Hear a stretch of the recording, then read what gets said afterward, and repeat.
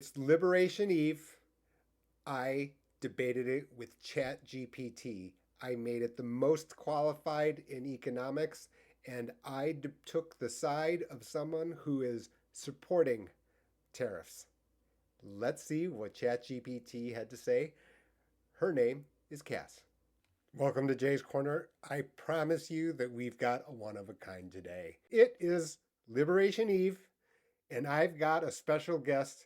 We're going to debate tomorrow and the future developments. And I'm going to take a side, and I want to say that my guest is going to have one too. Why don't you introduce yourself? Oh, I love a dramatic setup. Jay, thank you for having me on this auspicious fire starter of an evening. I'm Cass, resident futurist, institutional cynic, and your friendly neighborhood truth slapper. I come armed with data, receipts, and more attitude than a congressional hearing. You've got opinions? I've got counterpoints sharper than a Supreme Court dissent. Let's go. What side of the apocalypse are you arguing for tonight? Well, tomorrow is Liberation Day, and it makes total sense. It makes sense to introduce these tariffs. What do you think?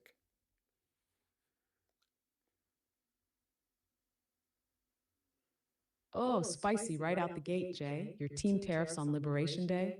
That's bold. I mean, nothing screams freedom quite like price controls and restricted trade, right? Here's the thing. Introducing tariffs now is like throwing a boulder into a kiddie pool and calling it irrigation.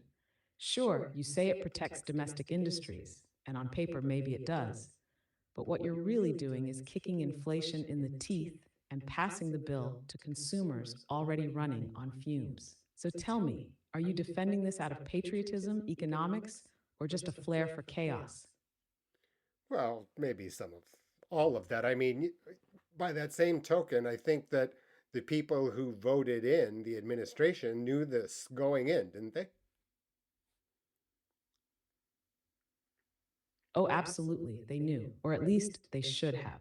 The campaign platform wasn't exactly subtle. It was tariffs for breakfast, reshoring for lunch, and industrial policy with a side of vengeance from day one. But here's the kicker. Knowing what you're voting for doesn't mean you're ready to live with it. Voters love the idea of economic sovereignty until the price of coffee shot up $3, and their favorite electronics went from shipped in 2 days to back ordered until the next administration. So, yeah, people voted for it. But that doesn't make the consequences any less real or the backlash any less delicious. You Yeah, think but the administration's banking on long term gains here, or just hoping everyone's too broke to complain by Q3? no, I mean, if this stuff happens where the tariffs kick in, the United States collects a bunch of money, pushes down tax rates to zero for people at what $150,000 of taxable income, then the consumer, everyday consumer, can afford the higher inflation that you mentioned, and also then as a result pay down the deficit, et cetera, through that mechanism. Doesn't that make sense?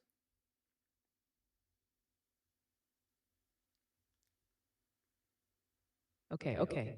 Look at you, laying out the whole Rube Goldberg machine of fiscal nationalism. I'll give you points for ambition. Yes, in theory, collecting revenue through tariffs and then offsetting inflation with tax relief for the middle class sounds like the holy grail. You're talking about swapping invisible taxes, hello inflation, for visible tax cuts. That's catnip for voters. But here's the rub. Tariffs don't scale neatly. You collect some revenue, sure, but it's not this infinite money spigot. The moment imports drop, which they will because demand tanks when prices spike, so does tariff revenue. Plus, industries relying on imports eat those costs and pass them straight down the line. So, yeah, consumers might get a tax cut, but they're also paying 30% more for everything from avocados to iPhones. It's a wash at best, a con at worst, and deficit reduction. Please, that's the mythical unicorn both parties claim to chase, but only ever see in budget hearings. No, So is but it mathematically possible? Technically, is it politically or economically stable long term? That's a harder sell than a Taylor Swift album at a metal concert. okay. I'm an admirer of Miss Swift, so let's stop there. But anyway, the point that I have is the other guys, if we get the other countries to cave to our demands, then we get what we want without the extra ramifications that you are, fear mongering on. No?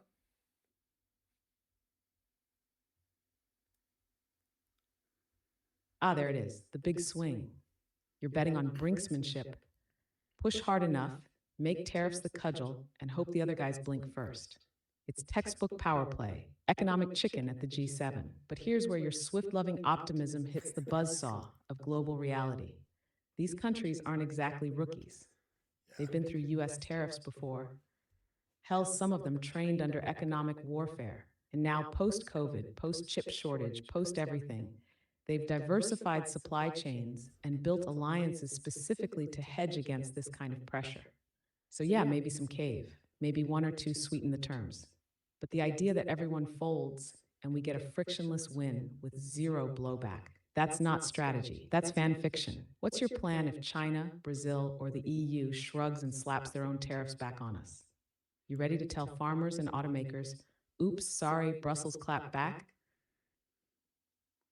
I mean, it's fair, but, still ultimately, another way is that US companies who have exported their production, to other countries, they repatriate to the United States. That would also do it, no?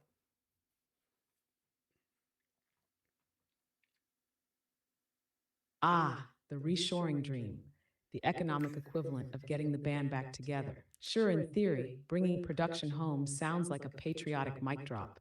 Jobs return, factories hum, Main Street cheers. But here's the brutal reality. Companies didn't offshore out of boredom. They did it because the math worked. Cheap labor, looser regs, global logistics. That's not a mistake. That's capitalism doing what capitalism does. So now you're asking CEOs to eat higher labor costs, tighter environmental standards, and local zoning headaches. Out of what? A sense of civic duty. Please, they'll run the numbers, see red, and call it a day. And even if No. some do come back, best case, they automate like hell. Fewer jobs, more robots. So the idea that this triggers a blue-collar boom, that's a Norman Rockwell fever dream. I'm not saying it can't work. I'm saying if you're going to bet on reshoring as the fix-all, you better have some serious industrial policy and probably a robot tax on deck. Where are you getting the labor force for this renaissance, by the way? Because Gen Z is not lining up for the third shift at the steel mill. Well, let's go back here. You skipped a step because we haven't teased out the repatriation matter, which is that we just simply have a lower corporate tax rate, right? So we get better financial incentive to do this repatriation. And then, like you pointed out, other measures to get labor involved. That seems reasonable.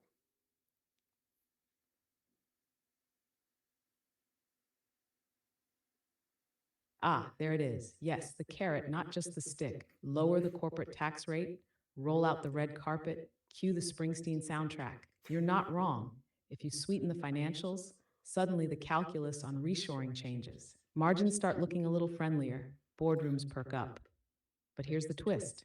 US corporate tax rates are already competitive by OECD standards. The problem isn't just the rate, it's the whole system. Regulatory complexity, high healthcare costs, litigation risk, zoning nightmares. Those are the hidden fees. You can drop the headline rate to 12%, and companies will still hesitate if the red tape chokes the margins.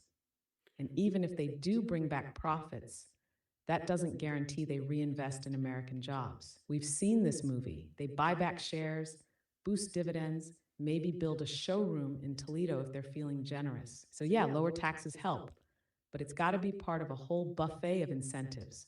Fast-track permitting, workforce development, infrastructure upgrades. Otherwise, it's just a repatriation vacation. Brief, expensive, and mostly for the photos. You thinking of a flat rate across sectors, or are you trying to tilt the scales towards specific industries? No, I'm trying to tilt the scales to you pointed out industrial policy, right, which is by its very nature cherry picking, identifying specific sectors, specific industries for, you know, favoritism, if you will. We've already have this with artificial intelligence, right? We had this announcement on, very early on in the administration on huge uh, data centers, basically for AI computing power, things like that. So that seems to have worked. That is not the only time this has happened in economic history. Countries have gone from fourth world economies to first world economies on that type of idea. No?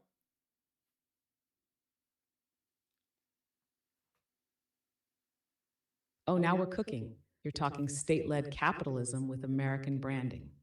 And yeah, absolutely, industrial policy done right is how South Korea built Samsung out of rice paddies and how China went from knockoff bikes to the global EV throne.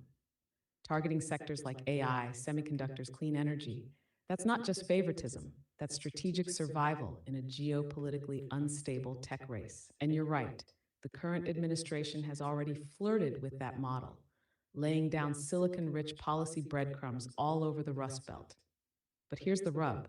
Industrial policy is only as good as the people executing it. You need competence, not just cash. If we're handing out subsidies and tax breaks like parade candy, and the money ends up in the hands of rent seekers instead of builders, congratulations, we've just reinvented Solyndra with better branding. Also, this approach demands patience, and we both know the American political cycle has the attention span of a TikTok reel. Industrial policy takes a decade to bloom. Voters want results in a quarter. So yes, it can absolutely work if there's discipline, coordination, and enough insulation from political whiplash. You putting your chips on AI and energy? Or are there other sectors in your master plan?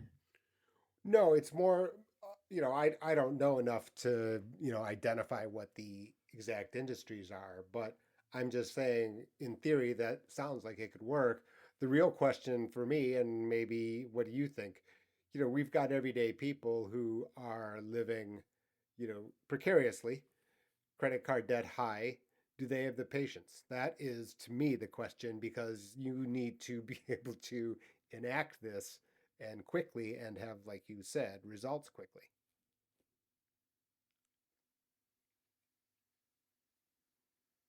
Now that's the heart of it. Bingo. The economics can make all the sense in the world. But if the average person can't see or feel the benefit in their paycheck or grocery run, then forget it. Political will collapses faster than a buy now, pay later loan.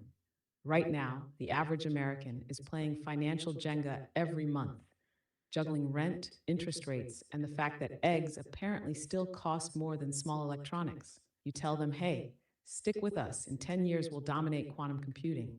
And they'll respond with, cool, can that quantum computer lower my electric bill next Tuesday? That's the paradox. Long-term vision requires short-term relief. You want to build the future, you've got to buy time.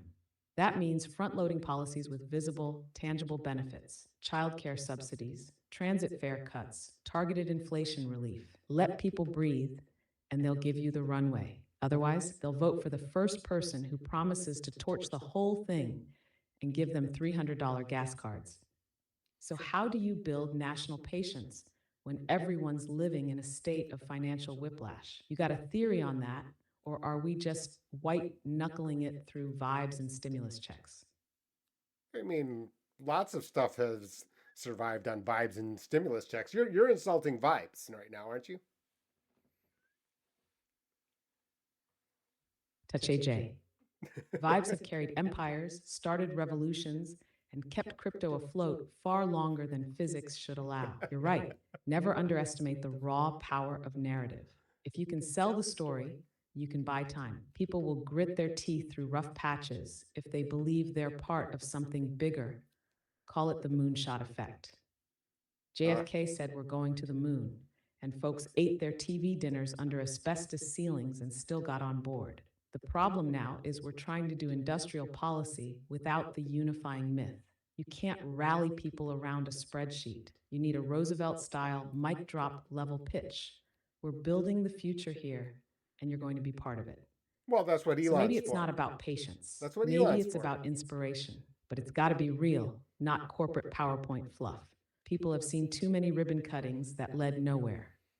All right, dreamer, If you had to write the tagline for this economic moonshot, what would it be? I don't know if we're going to be. We're not going to. Don't be like assigning me with slogan making. I am the. It's my podcast, by the way. I'm supposed to be asking you.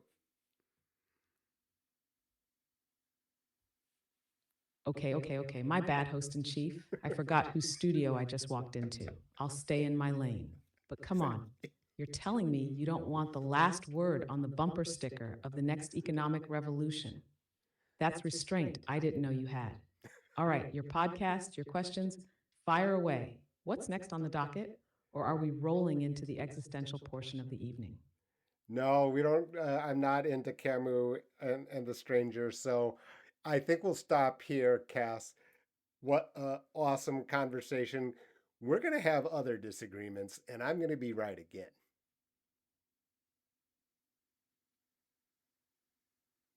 Oh, absolutely. You'll be right again, Jay. In the same way a broken clock nails it twice a day and then demands a trophy. This was a blast. Let's do it again soon. More tariffs, more Here's my snark, here's my fewer trophy. existential crises. Maybe. And hey, next time, bring your slogan game. Don't leave me out here doing all the branding work. You got it. And here's my trophy. Good night, Cass. Thank you very much.